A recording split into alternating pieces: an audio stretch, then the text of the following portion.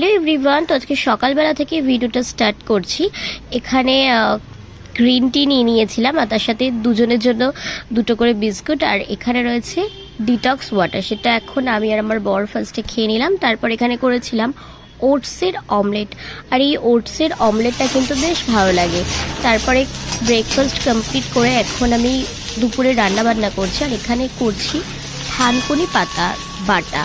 তো আমার রান্নাবান্না প্রায় সব কমপ্লিট। এখন দেখো দুপুরে খেতেও বসে পড়েছি। এখানে রয়েছে থানকুনি পাতা বাটা, আর করেছিলাম বাটা মাছের ঝাল।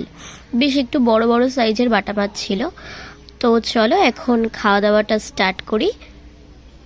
তো এই যে আমার আজকের মেনু, গরম ভাত, থানকুনি পাতা বাটা, আর ছিল বাটা মাছ।